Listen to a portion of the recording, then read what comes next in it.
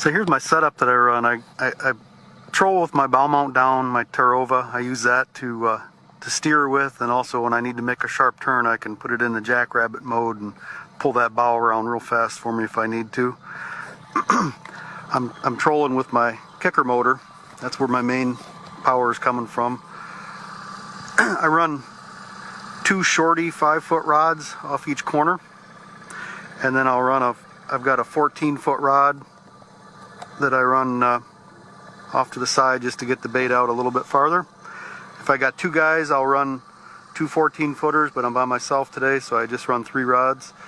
If we really want to keep busy, if I'm running 2 guys, I'll off my bow, off of these rod holders, I'll run 2 rods with the same crankbait, but I'll put a 2-ounce inline in front of it. That keeps that line short and keeps it from tangling with these, so I can run 6 lines doing this method. I use this same setup for lead core. I just change out my reels to lead core reels if I want to pull lead core. I use this setup when I'm pulling cranks across weed tops, shallow flats, anything.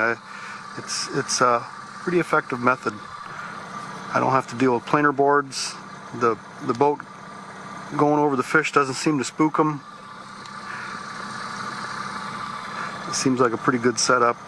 It's been pretty productive for me. Here's how I'm using the side imaging to troll these flats and contours. You can see on the left side the image goes out a ways and then it gets dark. That's right at the top of the channel break.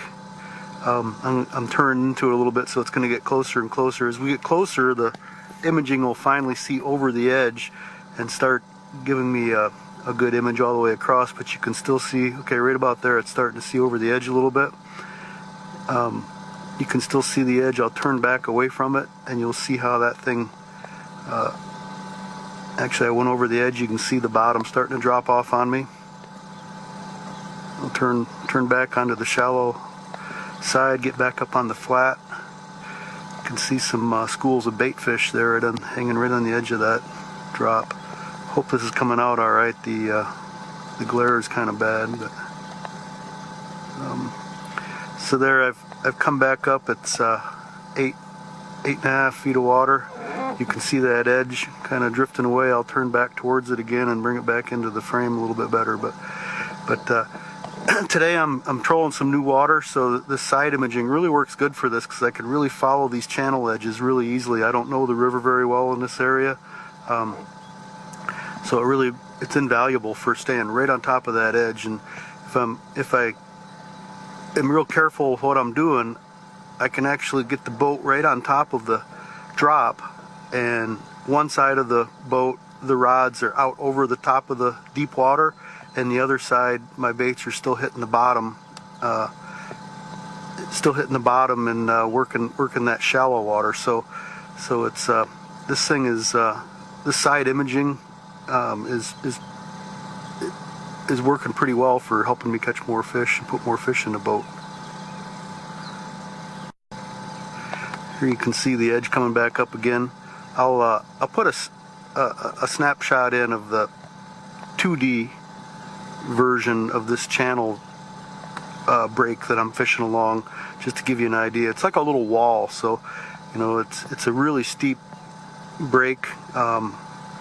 In a matter of just 10 feet or so, it goes from say 10 feet down to 25 feet. So it's pretty easy to see that on this system. But here's an example of the 2D image of the break.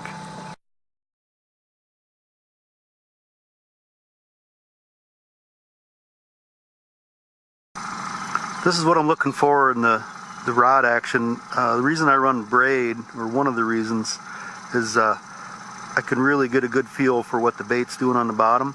You can see it's got that nice vibration from the crankbait doing its job, and then every once in a while that rod takes a little jump. That's when it hits the bottom. So right now it's almost doing a little too much. I'll reach down and I'll just give maybe one turn on my reel. There's a nice hit on the bottom. Now I've got a little more crankbait action, a little less bottom action, but I'm still ticking once in a while, so I know that bait's running within inches of the bottom.